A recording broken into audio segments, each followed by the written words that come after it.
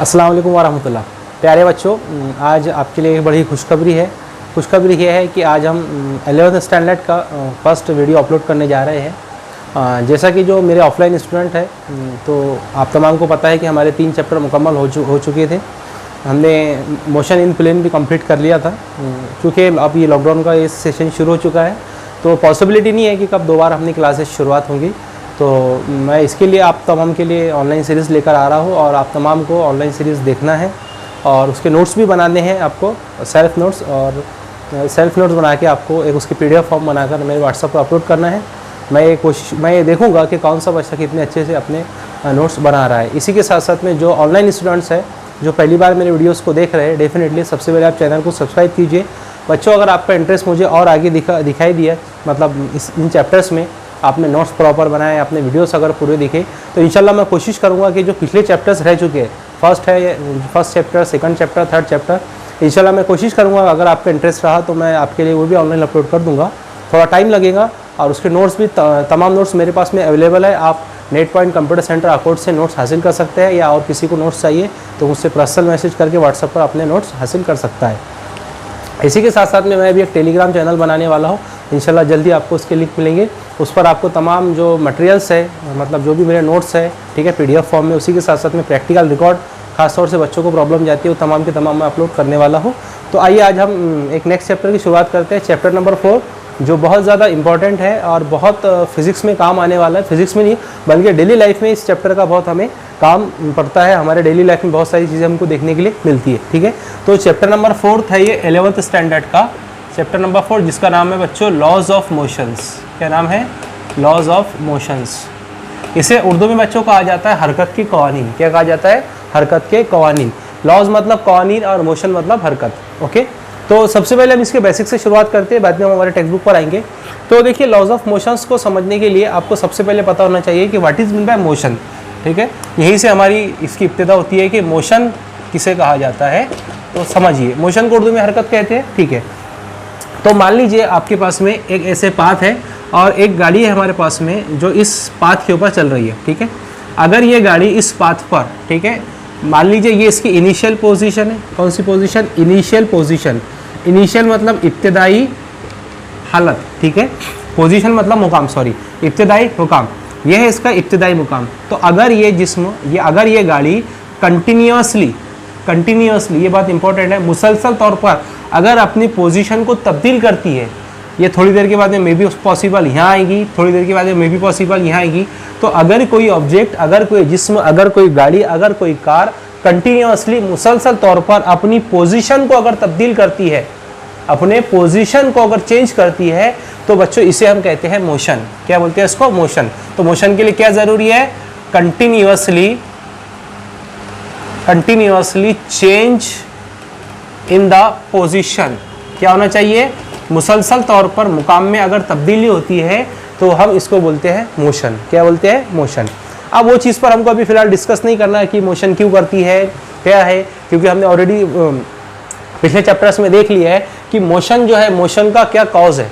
मैंने आपको बताया इसके पहले, जो ऑफलाइन स्टूडेंट्स उनको पता है कि what is the cause of motion. तो हमेशा याद रखिए, the cause of motion is force, ठीक है।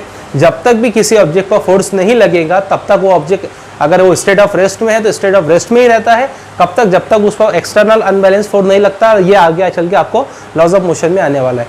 तो यहाँ पर कॉज ऑफ मोशन क्या होगा? तो आंसर है कॉज ऑफ मोशन जो है वो है बच्चों फोर्स, ठीक है। अगर हम इस ऑब्जेक्ट पर फोर्स लगाते हैं तो ये अपनी पोजीशन को चेंज करता है। अगर हम इसी ऑब्जेक्ट पर अपना फोर्स लगाते हैं तो मे बी पॉसिबल इसकी वेलोसिटी हम 0 भी कर दे, ठीक है, या इसके पोजीशन को एक पर्टिकुलर प्लेस पर रोक भी दे। तो फिलहाल हमें उनको देखना है कि what is mean by motion. तो मोशन का मतलब है continuously change in the position. अगर मुसलसल तौर पर अगर मुकाम में तब्दीली होती है तो इसको क्या कहा जाता है? मोशन कहा जाता है। और मोशन का कॉज क्या है? तो आंसर मोशन का कॉज है, इसकी वजह है फोर्स है। अगर किसी ऑब्जेक्ट पर फोर्स लगता है तो वो अपने पोजीशन को चेंज करता है, और पोजीशन को चेंज करने को हम क्या बोलते हैं? तो आंसर है पोजीशन के चेंज करने का हम क्या बोलते हैं? मोशन बोलते हैं, ठीक है। तो ये तो हुआ सबसे पहले हमारा मोशन। अब देखिए, दूसरी बात मैं इसमें आपको बताता हूँ कि फिजिक्स की वो ब्रांच जिसमें हम मोशन की स्टडी करते हैं, किसकी स्टडी करते हैं? Study of motion. अगर फिजिक्स की वो ब्रांच जिसमें मोशन की स्टडी करते हैं बच्चों, उसको बोलते हैं मैकेनिक्स। क्या बोलते हैं उसको? मैकेनिक्स। हमेशा याद रखिए फिजिक्स की वो ब्रांच जिसमें हम मोशन की स्टडी करते हैं, हरकत का मुताला करते हैं, उसको मैकेनिक्स कहते हैं। क्या कहते हैं? मैकेनिक्स। और ये जो चैप्टर है बच्चों लॉज ऑफ मोशन, ये मैकेनिक्स का ही चैप्टर है। जब आप लोग हायर एजुकेशन में जाओगे, ग्रेजुएशन लेवल पर, पोस्ट ग्रेजुएशन लेवल पर, इंजीनियरिंग लेवल पर, तो आपको बिल्कुल सेपरेटली पेपर मिलते हैं मैकेनिक्स, ठीक है, क्वांटम मैकेनिक्स, स्टैटिकल मैकेनिक्स, बहुत सारे अलग अलग पेपर्स मिलते हैं। ओके, तो अगर फिजिक्स की वो ब्रांच जिसमें मोशन की स्टडी करते हैं उसको मैकेनिक्स कहते हैं। ठीक है, मैकेनिक्स को भी हम दो अलग अलग पार्ट्स में डिवाइड करते हैं। एक होता है स्टैटिक मैकेनिक्स, ठीक है, और एक होता है काइनेटिक मैकेनिक्स। काइनेटिक, स्टैटिक और काइनेटिक, ठीक है, ये स्टैटिक मैकेनिक और ये काइनेटिक मैकेनिक। स्टैटिक मैकेनिक्स क्या होता है? स्टैटिक मैकेनिक्स वो होता है जिसमें हम मोशन की स्टडी तो करते हैं लेकिन ऑब्जेक्ट जो होता है वो ऑब्जेक्ट एट रेस्ट होता है। क्या होता है? Object at rest. अगर कोई जिस्म हालत सुकून में होता है तो हम जब उसकी स्टडी करते हैं तो उसे कहा जाता है बच्चों स्टैटिक। अगर कोई ऑब्जेक्ट एट रेस्ट हो, हालत सुकून में हो, और अगर हम उसका मुताला करें तो इस ब्रांच को कहा जाता है स्टैटिक मैकेनिक्स या स्टैटिकल मैकेनिक्स। ठीक है, यहाँ पर जो काइनेटिक है, काइनेटिक का मतलब होता है रियल मोशन या एक्चुअल मोशन। इसको हम क्या बोलेंगे? Actual motion. मतलब जो भी हमारे अतराफ हमको दिखता है, जो एक्चुअल मोशंस होती है, उसका जो हम ब्रांच में स्टडी करते हैं उसको क्या कहा जाता है? काइनेटिक। मतलब एक्चुअल मोशन की इसमें स्टडी होती है। ठीक है, काइनेटिक को भी दो हिस्सों में डिवाइड किया जाता है। इसका जो पहला जो पार्ट होता है वो होता है काइनेमेटिक्स, ठीक है, और दूसरा जो पार्ट होता है वो होता है डायनेमिक्स या डायनामिक। पहला क्या है? काइनेमेटिक्स, और दूसरा डायनामिक। ये हमको 12th में पढ़ना है, ये हमको 11th में पढ़ना है। ठीक है, जब हम 12th में जाएंगे तो सबसे पहले चैप्टर आपका रोटेशनल डायनामिक्स, मतलब एक ऑब्जेक्ट रोटेट करता है और उसका डायनामिक्स हमको देखना है। ठीक है, और 11th स्टैंडर्ड में हमको काइनेमेटिक्स पढ़ना है। तो बच्चों देखते हैं हम काइनेमेटिक्स क्या होता है। तो काइनेमेटिक्स फिजिक्स की वो ब्रांच है जिसमें हम मोशन की स्टडी करते हैं। किसकी स्टडी करते हैं? मोशन की स्टडी करते हैं। Study of motion, study of motion. सिर्फ हम यहाँ मोशन की स्टडी करते हैं without cause, without knowing cause. बिना कॉज के हम जो ब्रांच में या विदाउट कॉज के जो मोशन की स्टडी करते हैं, सिर्फ हमको देखना है कि मोशन हो रही है, क्यों हो रही है, कैसे हो रही है, कब हो रही है, उसकी हमको स्टडी करना। सिर्फ स्टडी करना है किसकी? मोशन की, विदाउट कॉज। तो फिजिक्स की वो ब्रांच को हम लोग बोलेंगे बच्चों काइनेमेटिक्स। और इसमें हम किस किस की स्टडी करेंगे? तो हम इसमें स्टडी करेंगे बच्चों हमारे वेलोसिटी की स्टडी करेंगे, ठीक है, हमारे डिस्टेंस की स्टडी करेंगे, ओके, डिस्प्लेसमेंट की स्टडी करेंगे, डिस्टेंस, डिस्प्लेसमेंट, ठीक है, इसी के साथ साथ में वेलोसिटी और एक्सेलरेशन की स्टडी करेंगे। तो ये तमाम की हम जब स्टडी करेंगे तो स्टडी ऑफ मोशन, लेकिन नोइंग विदाउट कॉज, बगैर कॉज के जब हम किसी भी क्वांटिटीज़ की स्टडी करते हैं तो वो किस में आता है? काइनेमेटिक्स में आता है। और 11th क्लास में हमको यही पढ़ना है। ठीक है, देखिए काइनेमेटिक्स की डेफिनेशन में आपको बता देता हूँ। In kinematics we describe various motion without discussing their causes. ठीक है, मतलब फिजिक्स की वो ब्रांच है जिसमें हम बगैर कॉज के कुछ इसके पैरामीटर्स जैसे वेलोसिटी, डिस्प्लेसमेंट, ओके, उसके बाद में डिस्टेंस, एक्सेलरेशन, इनकी अगर स्टडी करते हैं तो बच्चों इन्हें कहा जाता है काइनेमेटिक्स। ओके, फिजिक्स की सेकंड ब्रांच है जिसका नाम है डायनेमिक। क्या नाम है? डायनामिक। डायनामिक मतलब वो फिजिक्स की वो ब्रांच जिसमें हम स्टडी ऑफ मोशन करते हैं, स्टडी ऑफ मोशन करते हैं और विथ कॉज। इसमें हम कॉज, उसका कॉज भी पता करेंगे कि ये चीज, जो भी चीज़ें हम इसमें स्टडी करेंगे उनका कॉज क्या होगा वो भी हमको स्टडी करना है। जैसा फोर्स है ना, हम इसमें फोर्स की स्टडी करते हैं। इसमें हम आगे चल के जब हम 12th में जाएंगे तो हम इसमें टॉर्क की स्टडी करेंगे, ठीक है, टॉर्क। उसके बाद में मोमेंटम, ओके, इन तमाम क्वांटिटीज़ की जब हम विथ कॉज अगर स्टडी करते हैं तो उसको क्या बोलते हैं? डायनेमिक। और इन पैरामीटर्स की या इन क्वांटिटीज़ की जब हम जब स्टडी करते हैं और विदाउट कॉज अगर करते हैं तो ये काइनेमेटिक्स में आएगा, और विथ कॉज अगर करते हैं तो डायनेमिक्स में आएगा। ये तमाम चीज़ें जो है बच्चों 11th में हम लोग डिस्कस करेंगे। What is mean by velocity हमने ऑलरेडी डिस्कस कर चुके हैं। What is mean by displacement, what is mean by distance, what is mean by acceleration, what is mean by force, what is mean by torque, momentum, ये हमने तमाम study कर चुके हैं। वेलोसिटी का फार्मूला मैंने आपको बताया था। वेलोसिटी होता है डिस्प्लेसमेंट अपॉन टाइम, ठीक है, डिस्प्लेसमेंट अपॉन टाइम। ये एक वेक्टर क्वांटिटी है इसलिए वेक्टर का सिंबल। डिस्टेंस जो होता है वो क्या होता है? डिस्टेंस को हम कैसे लिखते हैं? डिस्टेंस जो होता है आपके पास में किसी भी ऑब्जेक्ट का वो टोटल पाथ कवर होता है, ठीक है, ये भी हमने देख लिया 11th क्लास में। पहले चैप्टर्स में। उसके बाद में डिस्प्लेसमेंट भी हमने देख लिया है कि डिस्प्लेसमेंट क्या होता है, वेलोसिटी इनटू टाइम होता है आपके पास में, या शॉर्टेस्ट जो डिस्टेंस होता है या शॉर्टेस्ट पाथ जो होता है उसको हम डिस्प्लेसमेंट बोलते हैं, और एक्सेलरेशन तो होता है आपका चेंज इन वेलोसिटी। ओके, ये तमाम ऑलरेडी हमने पिछले चैप्टर्स में डिस्कस कर चुके हैं। फिलहाल अभी हमको यहाँ जो देखना था वो क्या था, मोशन। उसके डेफिनेशन, कंटिन्यूसली अगर चेंज होता है पोजीशन में तो उसको मोशन कहते हैं। फिजिक्स की वो ब्रांच जिसमें मोशन ऑफ स्टडी होती है उसको मैकेनिक्स बोलते हैं। इसको हमने दो हिस्सों में डिवाइड किया, एक में स्टैटिक जिसमें ऑब्जेक्ट एट रेस्ट में होता है, दूसरा काइनेटिक जिसमें एक्चुअल मोशन ऑब्जेक्ट की होती है। उसको भी हमने काइनेटिक को भी हमने दो हिस्सों में डिवाइड किया है, काइनेमेटिक्स और दूसरा डायनेमिक। काइनेमेटिक्स में study of motion without cause, मतलब विदाउट कॉज अगर हम किसी की स्टडी करते हैं तो जैसे वेलोसिटी, डिस्प्लेसमेंट, एक्सेलरेशन, तो इसको हम काइनेमेटिक्स बोलते हैं। अगर विद कॉज अगर स्टडी करते हैं तो उसको डायनेमिक बोलते हैं, जिसमें हम फोर्स की स्टडी करेंगे, टॉर्क की स्टडी करेंगे, मोमेंटम की स्टडी करेंगे। ओके, ये सब 12th में हमको करना है। ये वाली तमाम चीज़ें 11th में हम लोग अभी तक कर चुके हैं। ठीक है, इसका स्नैपशॉट लीजिए, we will see next part. अगला जो पार्ट है हमारा वो है laws of motion. Laws of motions, बहुत very important part laws of motion. लेकिन मैं आपको बता दूं कि इस साल के सिलेबस से ये वाला पार्ट रिड्यूस हो चुका है, लेकिन ये चैप्टर अगर पढ़ाना है तो आपको ये लॉस पता होने ही चाहिए। इसके लिए मैं इसको ले रहा हूँ, वरना ये आपके सिलेबस से स्किप कर दिया गया है। इसके कुछ इंपॉर्टेंस जो है, importance of first law, second law, third law, वो हमको डिस्कस करना है। इसके लिए मैं लॉज ऑफ मोशंस ले रहा हूँ। देखिए, हरकत के जो कवानीन है 3 हमको जनरली, जिसको हम न्यूटन्स लॉ ऑफ मोशंस कहते हैं। क्या बोलते हैं? Newton's law of motion. वो हमारे पास में 3 है बच्चों। सबसे पहला first law of motion, first law of motion. ठीक है, न्यूटन के फर्स्ट लॉ ऑफ मोशन या न्यूटन का पहला कानून। ये क्या बोलता है? इसको ना बच्चों लॉ ऑफ इनर्शिया भी बोलते हैं। क्या बोलते हैं इसको? Law of inertia. अब इनर्शिया क्या होता है मैं आपको आगे चल के बताता हूँ कि इनर्शिया क्या होता है, आगे आने वाला है।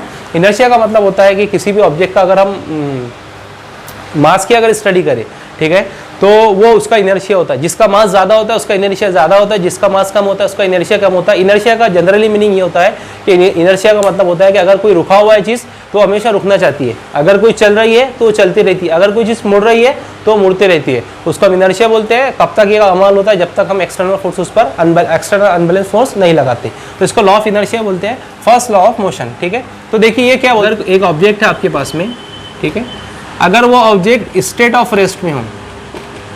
स्टेट ऑफ रेस्ट का मतलब क्या होता है? मतलब अगर कोई जिस्म हालत सुकून में हो, जैसे अगर ये मेरे पास में डेस्क है, अगर इस पर ये टेक्स्ट बुक अगर यहाँ रखी है तो ये हमेशा के लिए यहीं रखी रहेगी। ठीक है, इसको कहा जाता है स्टेट ऑफ रेस्ट। मतलब वो हालत जिसमें कोई भी ऑब्जेक्ट अपनी वेलोसिटी, किसी भी ऑब्जेक्ट की वेलोसिटी क्या होती है? 0 होती है, मतलब वो ऑब्जेक्ट हालत सुकून में होता है। या अगर वो कंटिन्यूअसली अनएक्सेलरेटेड मोशन में हो। किसमें हो? अगर वो अनएक्सेलरेटेड मोशन में हो, या हम इसको बोलेंगे यूनिफॉर्मली। क्या बोलेंगे इसको? यूनिफॉर्म अनएक्सेलरेटेड मोशन में अगर कोई ऑब्जेक्ट है। यूनिफॉर्म अनएक्सेलरेटेड मोशन का क्या मतलब है? यूनिफॉर्म मतलब यकसा, अनएक्सेलरेटेड मतलब जिसके अंदर एक्सेलरेशन जो क्या हो? 0 हो, और मोशन मतलब हरकत।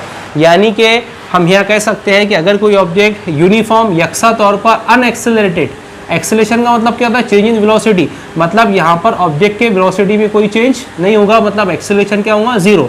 तो अगर कोई ऑब्जेक्ट यूनिफॉर्म अनएक्सेलरेटेड मोशन अगर परफॉर्म करता है तो वो हमेशा अनएक्सेलरेटेड मोशन ही परफॉर्म करेगा। कब तक? जब तक इन दोनों पर एक अनबैलेंस्ड फोर्स ना लगे। जब तक इन दोनों पर एक अनबैलेंस्ड फोर्स ना लगे तब तक वो अपने as it is state of rest में रहेंगे।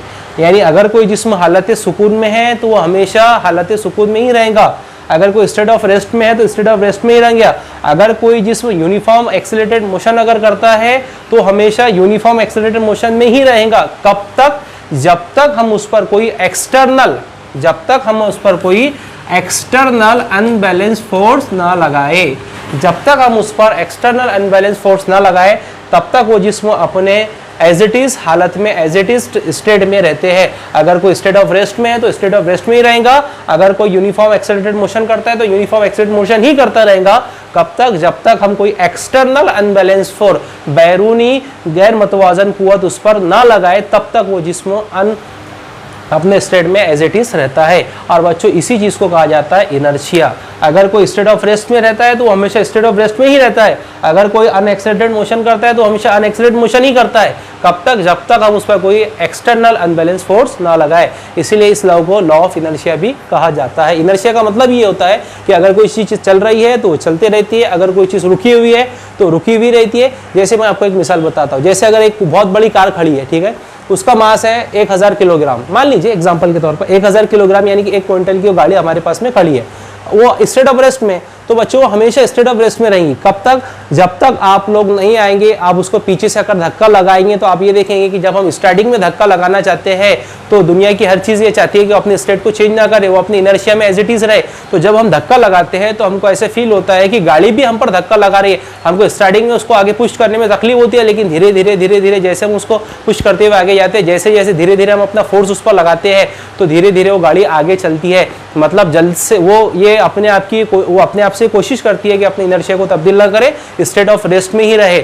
लेकिन हम क्या करते हैं, अगर एक्सटर्नल अनबैलेंस फोर्स हम कंटिन्यूसली लगाते रहे तो हम कंटिन्यूसली अनबैलेंस फोर्स लगाने की वजह से एक पर्टिकुलर टाइम ये आता है कि वो अपने स्टेट को चेंज कर लेती है, स्टेट ऑफ रेस्ट से स्टेट ऑफ मोशन में आ जाती है। या अगर कोई ऑब्जेक्ट मोशन में है तो अगर हमको रुकना है तो हमको स्टार्टिंग में जब हम उस पर एक्सटर्नल अनबैलेंस फोर्स लगाते हैं, जब हम किसी चीज़ को रोकते हैं तो स्टार्टिंग में हमको थोड़ा ज़्यादा फोर्स लगाना पड़ता है, लेकिन धीरे धीरे हम उस पर कम फोर्स लगाते हैं और एक वक्त ये आता है कि वो ऑब्जेक्ट अपने स्टेट ऑफ रेस्ट को चेंज कर लेता है, सॉरी स्टेट ऑफ मोशन को चेंज कर लेता है और एक पर्टिकुलर वे पर जाने के बाद में वो स्टेट ऑफ मोशन से स्टेट ऑफ रेस्ट में चले जाता है। तो कोई भी ऑब्जेक्ट एक तो स्टेट ऑफ रेस्ट में है तो स्टेट ऑफ रेस्ट में ही रहेगा, अगर कोई ऑब्जेक्ट स्टेट ऑफ मोशन में है तो स्टेट ऑफ मोशन में ही रहेगा। कब तक? जब तक उस पर एक्सटर्नल अनबैलेंस फोर्स ना लगे। इसी लॉ को बच्चों कहा जाता है फर्स्ट लॉ ऑफ मोशन। ये वाला जो लॉ है हमारे डेली लाइफ में हमको बहुत बार देखने के लिए मिलता है। हम चीज़ों को देखते हैं लेकिन ऑब्जर्व नहीं करते। देखिए फिजिक्स जो है ये तमाम चीज़ें जो हमारे अतराफ में हो रही है, मैकेनिक्स तो खुसूसियत के साथ में फिजिक्स की एक ऐसी ब्रांच है जिसमें हमको चीज़ें दिखती है। हम देखते हैं अगर हम एक ऑब्जेक्ट को ऊपर से छोड़े तो वो सरफेस के करीब आता है, जैसे जैसे सरफेस के करीब आता है तो उसके अचानक रफ्तार में इजाफा हो जाता है। तो हमने उसको देखा, हमने बोला कि ये एक मोशन है जिसको हम कहते हैं एक्सेलरेशन। ये कौन सा एक्सेलरेशन है? तो हम बोलते हैं कि acceleration due to gravity small g 9.8 metre पर सेकंड का स्क्वायर। तो मैकेनिक्स एक फिजिक्स की वो खास ब्रांच है बच्चों जिसमें हमको चीज़ें दिखती है और चीज़ें को दिखने के बाद में हम उसको ऑब्जर्व कर सकते हैं और हमको पता चलता है कि क्यों हो रहा है, यानी हमको यहाँ इसमें कॉज पता रहता है। लेकिन फिजिक्स की बहुत सारी ब्रांचेस भी ऐसी है कि जिसमें आपको ये नहीं मिलेगा कि जैसे अगर हम चार्ज की स्टडी करें तो चार्ज को ना मैंने आज तक देखा, ना आपने देखा, ना किसी टीचर ने देखा। हाँ, लेकिन वो imagination is most important in electrodynamics. खैर हमको उधर नहीं जाना। तो फिलहाल हमारा फर्स्ट लॉ ऑफ मोशन ये बोलता है कि अगर कोई ऑब्जेक्ट स्टेट ऑफ रेस्ट में है तो स्टेट ऑफ रेस्ट में ही रहेगा, अगर कोई स्टेट ऑफ मोशन में है तो स्टेट ऑफ मोशन में रहेगा। कब तक? जब तक कोई एक्सटर्नल अनबैलेंस फोर्स उस पर ना लगाया जाए। इसको कहा जाता है फर्स्ट लॉ ऑफ मोशन। ठीक है। सेकंड लॉ क्या बोलता है समझिए। सेकंड लॉ जो है आपको फोर्स का जो सेकंड लॉ ऑफ मोशन है, मैं लिख लेता हूँ यहाँ पर second law of motion. Second law of motion actual में जो सेकंड लॉ है, सेकंड लॉ ना फोर्स का कैलकुलेशन। सेकंड लॉ क्या बोलता है? Change in linear momentum with respect to time. क्या है? अगर हम किसी ये जो P यहाँ पर है लीनियर मोमेंटम के, linear momentum with respect to time. Linear momentum बताता हूँ लीनियर मोमेंटम क्या होता है, फर्स्ट चैप्टर में डिस्कस किया था हमने। Linear momentum with respect to time is directly proportional to applied force.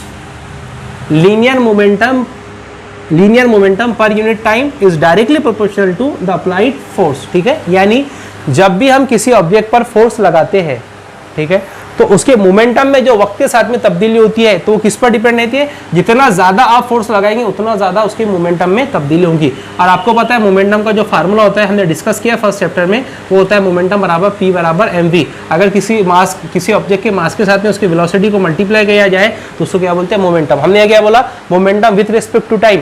अगर मोमेंटम वक्त के साथ में तब्दील होता है तो किसके डायरेक्टली प्रोपोर्शनल है? फोर्स के। मतलब जितना ज्यादा हम फोर्स लगाएंगे उतना ज्यादा हमारे पास में मोमेंटम क्रिएट होगा, चेंज इन मोमेंटम होगा। यानी कि यहाँ पर हमें ये वाला जो सेकंड लॉ ऑफ मोशन है ये हमको बताता है कैलकुलेशंस ऑफ फोर्स का। किसका? Calculation force. हम यहाँ से फोर्स निकाल सकते हैं।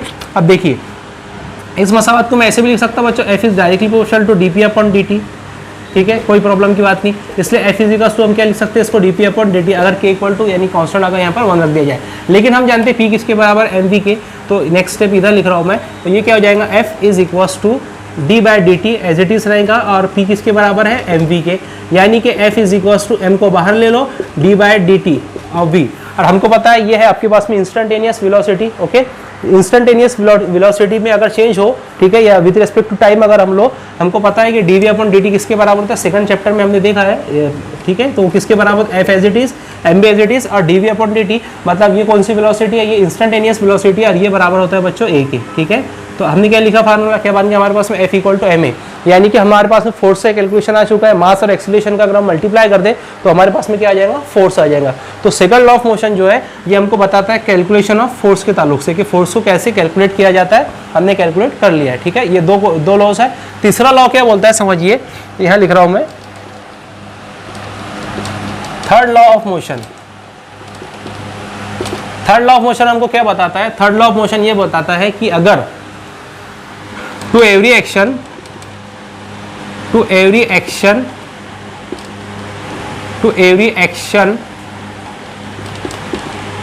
there is always equal and opposite reaction। क्या बोलते हैं समझिए, to every action there is always equal and opposite reaction, हर अमल का रद्द अमल मुखालिफ और मसावी सिमत में होता है। इसका क्या मतलब मैं आपको समझाता हूँ। जैसे मैंने आपके मुंह पर बहुत जोर से तमाचा मारा, बहुत जोर से थप्पड़ मारा आपके गाल के ऊपर, ठीक है, तो जब मैं आपके गाल पर बहुत जोर से थप्पड़ मारता हूँ तो आप उसको थप्पड़ मारे, ये थर्ड लॉ नहीं है, याद रखिए। बहुत सारे टीचर्स भी इसमें गलती कर देते हैं। जैसे अगर मैं आपको बहुत जोर से थप्पड़ मारूं तो आप भी अगर मुझे जोर से थप्पड़ मार दे तो ये थर्ड लॉ ऑफ मोशन नहीं, ये क्या बोलता है, to every action there is always equal and opposite reaction, हर अमल का रद्द अमल मुखालिफ और मसावी सिमत से होता है। अब मसावी सिम का मतलब ये नहीं है कि तुम मुझे थप्पड़ मारोगे तो मैं भी आपको थप्पड़ मार दूं, जी नहीं, ऐसा कभी भी नहीं होगा। इसकी सबसे सही एग्जांपल ये है कि अगर मैं आपके गाल पर थप्पड़ मारूं तो आपके गाल ने भी मुझे अपोजिट में उतने ही फोर्स से मारना चाहिए जितने फोर्स से मैंने आपको मारा।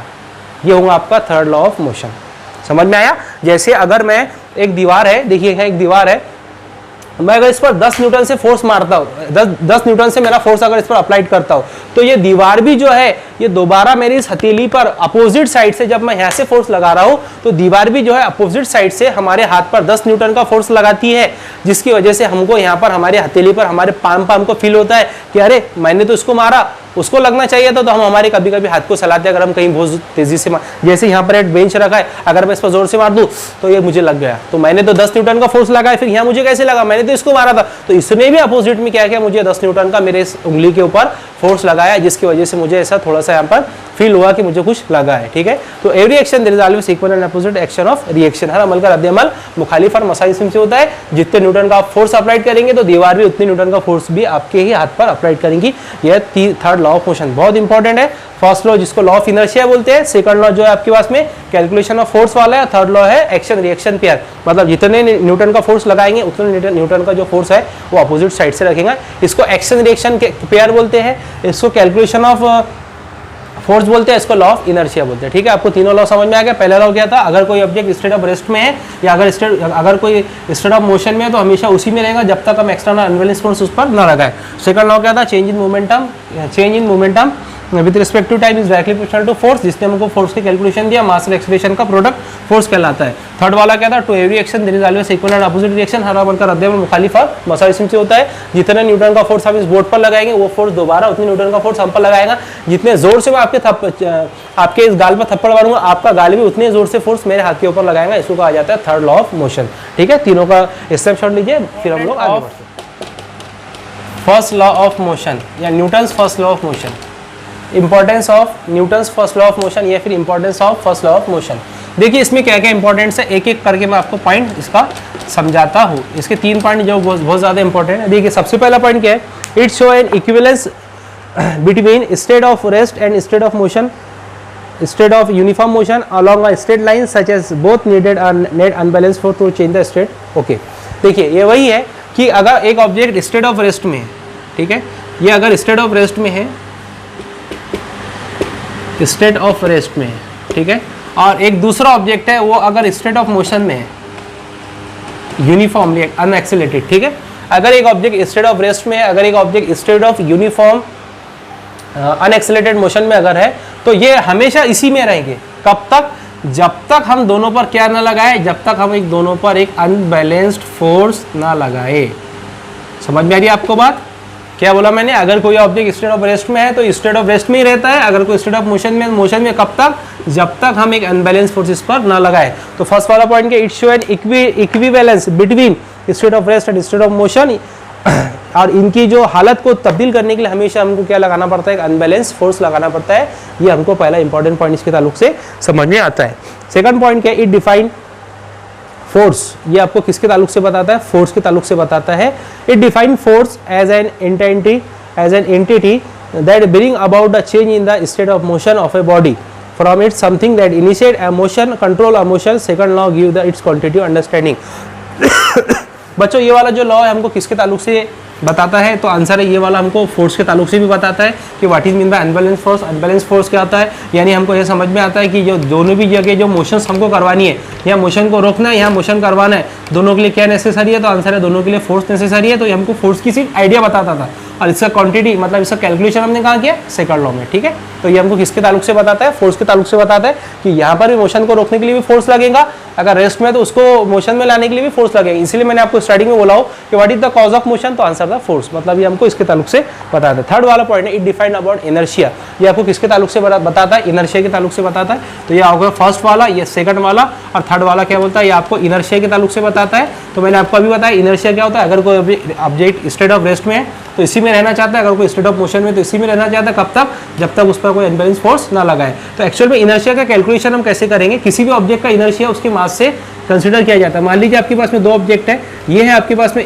ए वाला जो ऑब्जेक्ट है ये है 1000 किलोग्राम, और बी वाला ऑब्जेक्ट जो है वो है 20 किलोग्राम। तो बताइए दोनों में से किसका इनर्शिया ज़्यादा है, तो आंसर है ए का इनर्शिया ज़्यादा है। हमेशा याद रखिए जिसका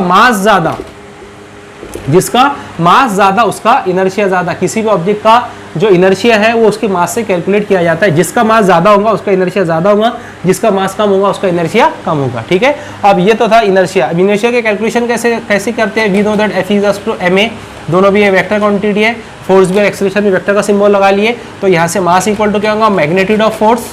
याद रखिए मास अगर कैलकुलेट करें तो मैग्नीट्यूड ऑफ फोर्स, ये मैग्नीट्यूड का सिंबल है, divided by magnitude of acceleration. इस तरह से हम इनर्शिया का कैलकुलेशन करते हैं। कैसे, मैग्नीट्यूड ऑफ फोर्स, ये आपको वेक्टर का सिंबल तो दिखा लेकिन साइड में मैंने मॉड लगा लिया। तो ये आपको वेक्टर अगर आपने पढ़ा है, हम लोगों ने बहुत डिटेल में उसको पढ़ा है कि अगर किसी भी ऑब्जेक्ट का अगर हम मास कैलकुलेट कर, किसी भी ऑब्जेक्ट का अगर हम जो दो चीज़ें होती है, एक होती है उसके बाद मैग्नीट्यूड और एक होती है डायरेक्शन। अगर मैग्नीट्यूड फाइंड करना है तो साथ में मॉड लगा लीजिए। तो ये magnitude of force, magnitude of acceleration, ये है आपके पास में इनर्शिया का कैलकुलेशन। किसका कैलकुलेशन है, इनर्शिया का कैलकुलेशन, ठीक है। तो आपको फोर्स फर्स्ट ऑफ मोशन ने क्या इंपॉर्टेंस बात बताई कि अगर कोई रेस्ट में है तो उसको मोशन में लाने के लिए भी फोर्स लगाना पड़ेगा, अगर कोई मोशन में है तो उसको रुकने के लिए भी हमको फोर्स लगाना पड़ेगा। मतलब आपको इसने फोर्स की आइडिया दी, ठीक है, मतलब बताया कि what is the cause of motion, तो हमने बोला कि फोर्स। सेकंड बात यह है कि इसने हमको किसके ताल्लुक से बताया, सेकंड बात यह है कि इसने हमको फोर्स के ताल्लुक से बताया, ओके।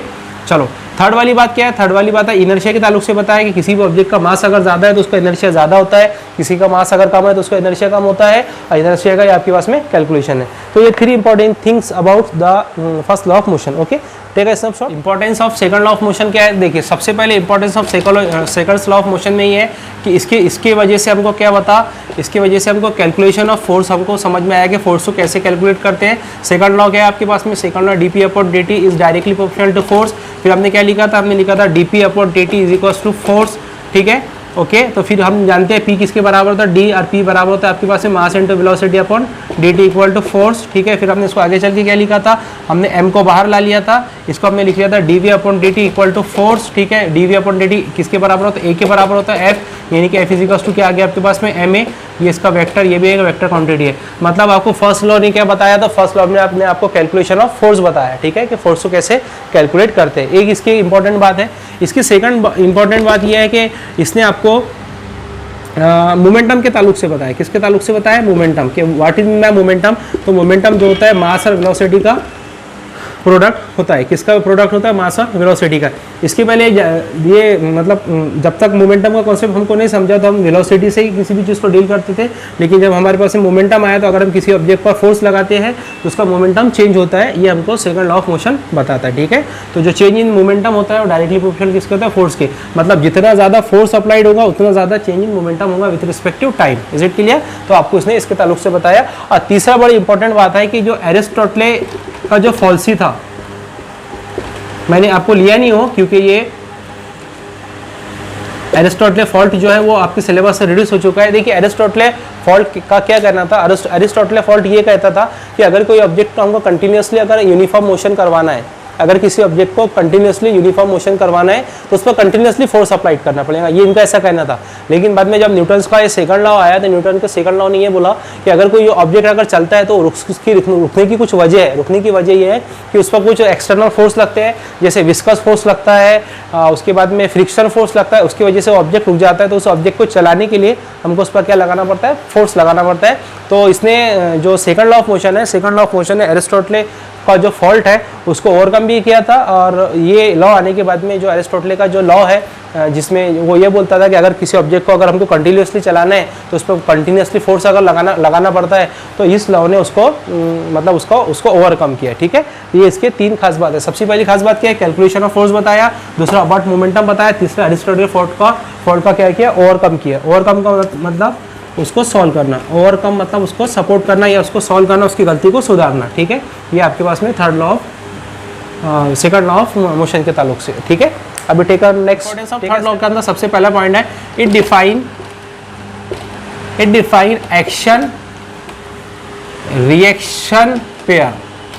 इसने किसको डिफाइन किया, एक्शन रिएक्शन पेयर को। मतलब अगर इस बोर्ड पर हम 10 न्यूटन का फोर्स लगाएंगे तो ये बोर्ड भी रिटर्न में हम पर कितने का फोर्स लगाएगा, 10 न्यूटन का ही फोर्स लगाएगा, ये इसने हमको बताया। और दूसरी खास बात ये है कि जो एक्शन रिएक्शन पेयर होता है, एक्शन रिएक्शन पेयर जो होता है बच्चों, वो 2 डिफरेंट ऑब्जेक्ट में होगा। किस में होगा, 2 डिफरेंट ऑब्जेक्ट। मैं आपको इसका मीनिंग समझाता हूँ। 2 डिफरेंट ऑब्जेक्ट का मतलब क्या है कि एक ऑब्जेक्ट तो मेरा हाथ है, मान लीजिए इसने 10 न्यूटन का फोर्स लगाया, तो 10 न्यूटन का फोर्स जो अपोजिट से लगाएगा वो बोर्ड लगाएगा। तो 2 ऑब्जेक्ट हुए, ये एक्शन और रिएक्शन एक दूसरा ऑब्जेक्ट लगाता है। यानी एक्शन एक दूसरा ऑब्जेक्ट एक ऑब्जेक्ट करता है और रिएक्शन दूसरा ऑब्जेक्ट करता है। ये आपको हमेशा ख्याल रखना है कि एक्शन रिएक्शन पेयर हमेशा 2 ऑब्जेक्ट के दरमियान में होती है। ये बड़ी इंपॉर्टेंट बात है। एक्शन रिएक्शन जो होता है वो हमेशा 2 ऑब्जेक्ट के दरमियान में होता है।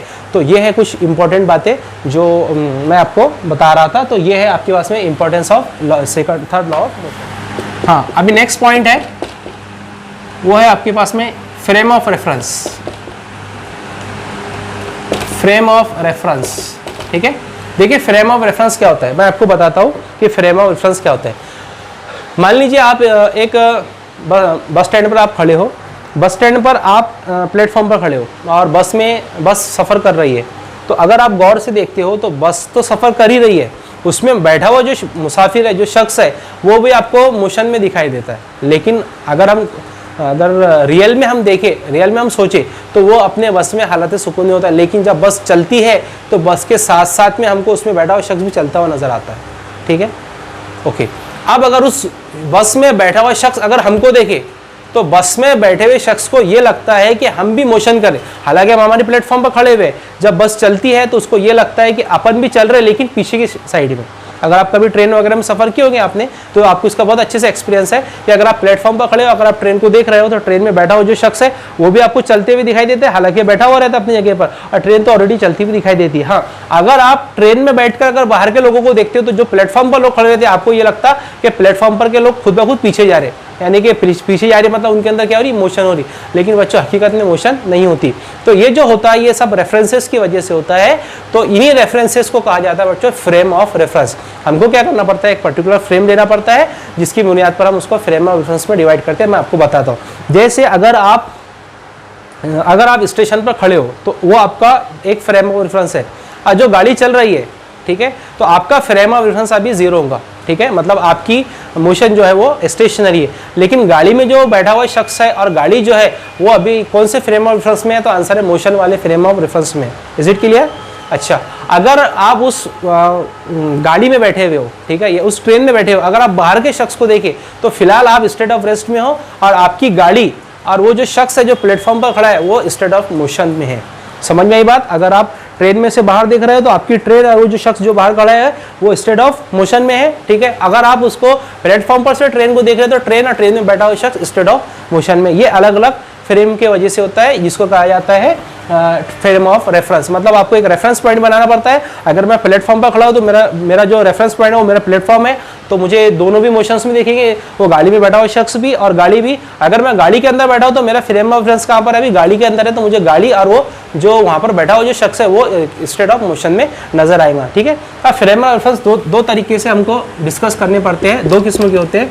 एक होता है इनर्शियल फ्रेम ऑफ रेफरेंस और दूसरा होता है non inertial frame of reference. बच्चों दो रेफरेंस आपके पास में, इनर्शियल फ्रेम ऑफ रेफरेंस और non inertial frame of reference. देखिए मैं आपको समझाता हूँ इसका क्या मतलब होता है। इनर्शियल फ्रेम ऑफ रेफरेंस वो रेफरेंस होते हैं जिसमें न्यूटन्स लॉ वैलिड होते हैं, जिसमें न्यूटन्स लॉ वैलिड होते हैं। हमेशा याद रखिए, इनर्शियल फ्रेम ऑफ रेफरेंस वो रेफरेंस होते हैं जिसमें न्यूटन्स लॉ वैलिड होते हैं, और इन फ्रेम ऑफ रेफरेंस में न्यूटन्स लॉ वैलिड नहीं होते। ठीक है, याद रहेगा आपको, किसमें वैलिड होते हैं, इनर्शियल फ्रेम ऑफ रेफरेंस में, और किसमें वैलिड नहीं होते, non inertial frame of reference में। इसका जो बच्चों सेकंड पॉइंट है वो पॉइंट ये है कि इनर्शियल फ्रेम ऑफ रेफरेंस में एक्सेलरेशन जो होता है जीरो होता है। ठीक है, अगर एक्सेलरेशन जीरो है इसका मतलब वेलोसिटी क्या होती है बच्चों, इसमें वेलोसिटी कांस्टेंट होती है, मतलब इसमें ऑब्जेक्ट कांस्टेंट वेलोसिटी से मोशन करता है। लेकिन non inertial frame of reference में acceleration is not equal to zero होता है, यानी कि जो वेलोसिटी होती है बच्चों वो वेरिएबल होती है, वो टाइम के साथ में चेंज होते रहती है। ठीक है, ये आपके पास में non inertial frame of reference. इसमें जो फोर्स होता है बच्चों वो रियल फोर्सेस होते हैं, इसमें रियल फोर्सेस जैसे सेंट्रीपिटल फोर्स, ओके, और इसमें जो फोर्सेस होते हैं बच्चों सूडो फोर्सेस होते हैं जैसे कि सेंट्रीफ्यूगल फोर्सेस। ठीक है, तो ये है आपके पास में इनर्शियल फ्रेम ऑफ रेफरेंस और non inertial frame of reference. पहला पॉइंट क्या है, इसमें न्यूटन्स लॉ वैलिड होते हैं, इसमें न्यूटन्स लॉ वैलिड नहीं होते। इसमें एक्सेलरेशन जीरो होता है, इसमें acceleration is not equal to zero. अगर एक्सेलरेशन जीरो है तो वेलोसिटी कांस्टेंट होती है, यहाँ पर अगर एक्सेलरेशन जीरो नहीं है तो वेलोसिटी वेरिएबल है। इसमें रियल फोर्सेस होते हैं जैसे S of C P centripetal force, और इसमें सूडो फोर्स होते हैं जैसे सेंट्रीफ्यूगल फोर्स। तो ये है आपके पास में इनर्शियल फ्रेम ऑफ रेफरेंस और non inertial frame of reference. तो आज हमने पेज नंबर 47, पेज नंबर 48 और पेज नंबर 49 को मुकम्मल कर लिया है। तो आज का लेक्चर हम यहीं रुकते हैं, इंशाल्लाह नेक्स्ट लेक्चर में हम देखेंगे टाइप ऑफ फोर्सेस और उसके आगे कुछ पार्ट। तो मुझे ऐसी उम्मीद है कि आपको आज का लेक्चर पसंद आया होगा। आपका फीडबैक ज़रूर दीजिए, अगर आपको वीडियो समझ में आते हैं, वीडियो पसंद आते हैं तो इंशाल्लाह कोशिश करेंगे ऑनलाइन बच्चों के लिए जो पिछले वीडियोस फर्स्ट सेकंड और थर्ड जो चैप्टर रह गया है इंशाल्लाह मैं वो भी अपलोड करूँगा। जो ऑलरेडी मेरे ऑफलाइन स्टूडेंट्स हैं तो इस लेक्चर से आपको आपके नोट्स बनाना है, जब इंशाल्लाह अपनी क्लासेस शुरू होंगी तो मैं आपके पास में नोट्स चेक करूँगा। ओके, अस्सलाम वालेकुम व रहमतुल्लाह।